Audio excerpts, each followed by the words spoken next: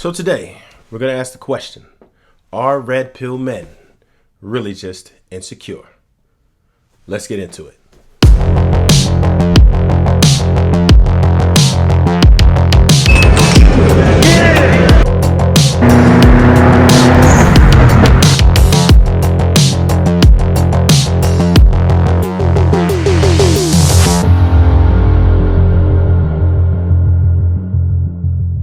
Hey, I'm Smoove, and today we're going to be begging the question, are red pill men really just insecure?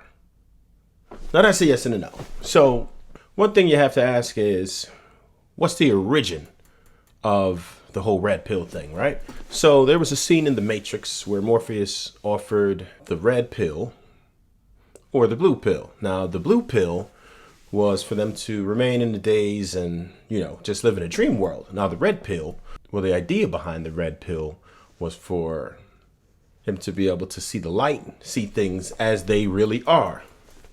Now, it's developed a different connotation over the years, mainly with men who were frustrated with women, and it's supposed to mean understanding the true nature of a woman, which would be red pill. So you see women as they really are. And a lot of life coaches and other individuals on YouTube rather die by this whole red pill idea. Now, the problem that I have with that is the idea suggests that all women have linear thinking. And I feel like it's much more dynamic than that. Now, that's not to say that there isn't a place for the red pill. Now, myself, I actually went through a red pill phase. Now, listen to that. It's a phase. I feel like it is necessary for some men to experience the red pill phase. However, there's very few people who I feel it would be suitable for that to be a lifestyle, period. Now, after you deal with a heartbreak, or whatever. My personal experience, my first one I can remember, period, was when I was like 15 years old. It was a female who I definitely won't name now, but, she, I really liked her. I was digging the chick. So, I was really nice to her, and I did what I thought a female would appreciate. But at that age, that's not really a good idea. And that's what we have to understand. Red pill phase is appropriate for a certain phase of your life. Just like females, they have a phase in their lives. So I'd say from teenage years up into about mid-20s, right? Let's say 25. This is, of course, not absolute. I will never present anything as absolute because that's not what it is. There are many dynamics and variables that we're all going to have to deal with in life, and it's up to us to assess and feel out situations and understand what's what, right? Any successful male understands, right? If you're successful financially, you put something at risk, right? You took some type of a calculated risk, right? So what would be the difference now between you taking a calculated risk about what female you chose, right? If you were into finances and you just jumped on the first cryptocurrency smoking and invested all of your money on it, you see how volatile that is, and you wouldn't do that. It wouldn't be smart. However, if you said, "Hey, I'm gonna invest in the S&P 500," it's slow and steady. However, it's been proven there's no one who ever put money consistently into the S&P 500 and 20 years later lost money. It just doesn't happen. So we should probably have a similar approach when we're dealing with females. And we understand that in a certain phase of a female's life, there is that thing of hypergamy that exists. And you hear a lot of individuals who refer to themselves as alpha male. They really discuss this hypergamy. And the idea of hypergamy is that a female will never date down, right? They will always date up and jump on the next train smoking. And that's what you would think. And it's true to a certain extent in a certain point of a female's life, right? And this is general because there are some females who just are not of that nature at all. And we have to understand that there are some females who are always going to be like that, right? And there are some females who will never be like that. And then the majority of females will go through a phase up until their early 20s where they want to experience life and a relationship is not as important to them. So you are not as important to them. You know what I mean? So the idea is to make sure you're in the best position possible to obtain the best woman possible. So what you want to do is invest in yourself. Make sure you go to the gym, make sure you eat well, make sure you're educated, make sure you have a skill set that can generate funds, make sure you're about your money, about your purpose, and the female will appreciate you more. The odds of you being able to have options for a female will be a lot greater than if you were not concentrating on working on yourself. And that's more so what people should be focusing on versus trying to tell you that every female has a hypergamous nature. That's absurd. And at some point, you're going to think about a legacy, right? Now, what I mean by that is that you want children. At some point in your life, you're probably going to want children, right? And if you want children, the best possible outcome for a child to be successful as an adult is for them to grow up in a dual parent household, right? Via marriage. So what you want to do is try to select a proper woman in most cases. And again, I don't want to present anything as absolute. So there are some men who will be red pill for life. More power to you. And that's cool. But the problem is, or at least the problem that I have with it, is that people are presenting it as a way of life that everyone should adapt to. And there are some people who probably never want to get married, don't care about a legacy, don't want children or anything else. And that's fine. More power to you. You do that. You go ahead and be great with your red pill. And that's cool. Nothing wrong with that. But if you are not, maybe you purple pill, maybe you blue pill. And that's cool too, right? But you have to understand what it is that you are. And don't let anyone dictate to you how you're supposed to be as a man. This is something that you have to find out from yourself. You don't just listen to me or any other person who is trying to coach you into doing something, for whatever benefit that they have for themselves. You got to understand that not everybody's going to have your best interest at heart. What they will do sometimes is post material that people will respond to, right? And that's the easy way out. And you can do that. And I'm not going to knock that, but I'm just informing you that this is something that you should be aware of. And you should critique and be skeptic of everything that you hear and find out what resonates most with you. Even when you're evaluating me, you got to do the same thing to me. When you look at this video, see what makes sense for your life. And that's the whole thing. People have to understand that there are always going to be different dynamics. And the one problem that I have with it, at least the main problem, is that people present these situations as absolute. It is not an absolute way of life. It's just not.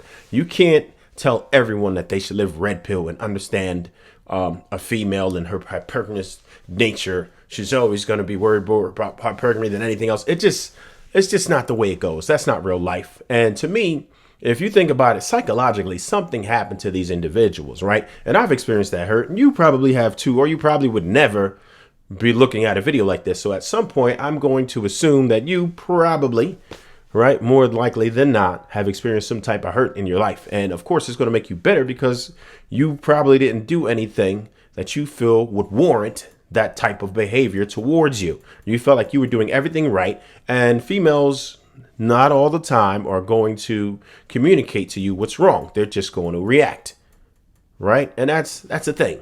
So, of course, it would be very discouraging or even demoralizing for you to have to deal with things like this. So you come to these videos and try to see where you can get help, right? They're free consultation. You don't have to pay for a therapist. You don't have to, pay for a dating coach. You could just jump on YouTube and take some people's ideas.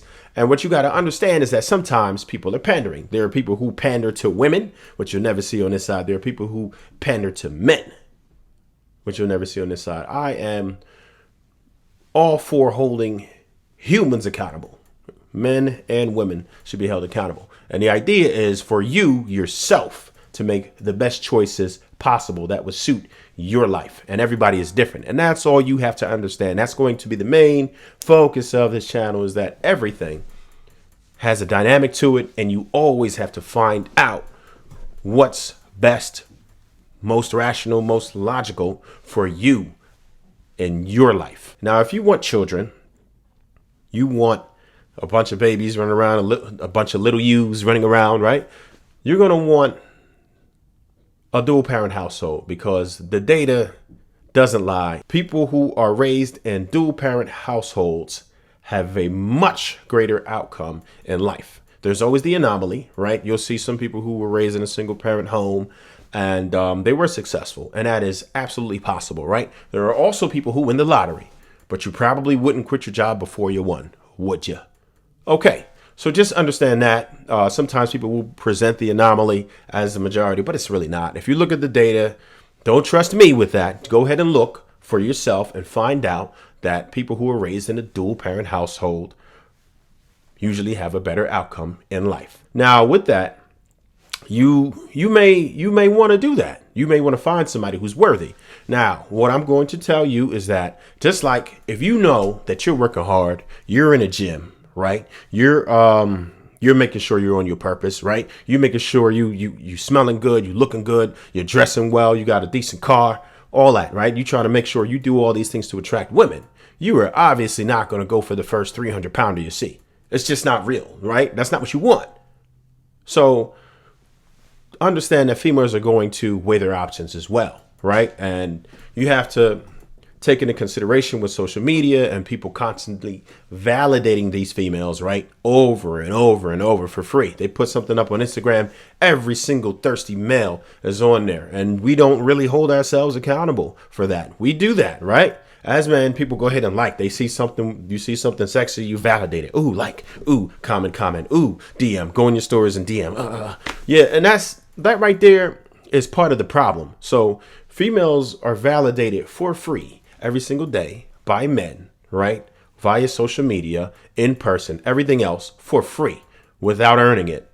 And you wonder why females may behave the way they do. It's because they receive validation every single day from nearly every man they run into because men are thirsty. It is what it is. And that's a major issue. So we'll get into that. That's a whole nother topic for a whole nother day. But I did want you to kind of have an idea of what we mean with the validation situation and why females exhibit this type of behavior. So what you want to do in a nutshell is just make sure you make your own decision on how you choose women. You want to make sure that you meet their parents, right? You have to see if their parents are still together, right? If a woman doesn't have a father in her life, that could be detrimental to your relationship and her respect towards men. So you have to take that into consideration. You have to consider how her mother looks and if her grandmother is alive. If you're fortunate to meet her parents and grandparents, then do that. See what they look like 20 to 30 years different than they do today. Are they still in shape or did they just blow out of proportion? Did their eyes start sagging? What do they look like now? These are types of things that you want to look into to make sure they're good. Right? If a female has a good relationship with her father, it's a very good chance that she's going to have respect for you as a man. If her father was absent, then her view of men could be skewed horribly. So you have to be careful with that type of thing too. And there's always the anomaly. But what I'm telling you is you just have to pay attention to the signs sometimes. Those are things that you need to look at. Mannerisms, hygiene, drive, support, and see if the female would actually do things for you without you asking. If a female's main concern is to please you, right? And not just sexually, I mean just anything. Maybe you came back from work and she want to rub your back or rub your feet and you didn't even ask. Or maybe she just cooks you a meal and has 3 or better courses. And a lot of people, oh my goodness, I heard a woman one day tell me that she made a 3-course meal. And she was like, yeah, I had a vegetable, a starch, and a meat. And I'm like, huh? That's 1 course, fool. And they don't understand that part. That's 1 course. 3 courses would be appetizer, your entree, and then your dessert. That's a 3-course meal. You got it? So if a female is giving you 3 courses or better, right, then, oh yeah, I might be a keeper because she feels good or even validated by pleasing you. And those are the type of individuals you would like to attach yourself to. That's a lot more important than looks, to be honest, because looks fade really quickly, right? You meet a chick, you marry, 25, 35, she don't really look like that. And 45, very rare, right? And 55, yeah, it's out. It's usually over at that point. So at least in that case, you would have other attributes that would be able to make you happy, right? Like if she was one to cater to you and have love for you. And that's the whole thing. And we can't fool ourselves into believing that none of us want love ever. There are some people who are full blown red pill, right? And if this does not apply, you need not reply. Okay. So, there's not a stab or shot to anybody except for individuals that are presenting this as an absolute way of life, because I don't believe that anything is absolute. And we're going to keep that going. There is nothing that is absolute. There's always some type of dynamic or variable. So that's the message for today. I would love for you to go ahead and give me your thoughts on this. Tell me if I'm full of it, or tell me if you like the content. Please do like, share, and subscribe. You can find me on social media under Trevs_Smoove on anything, whether it be Twitter, Discord, Facebook, Instagram, TikTok, Snapchat. We're on all of those. So look me up. Let me know what you think. Share, subscribe, and like. I appreciate you. Until next time, Smoove out.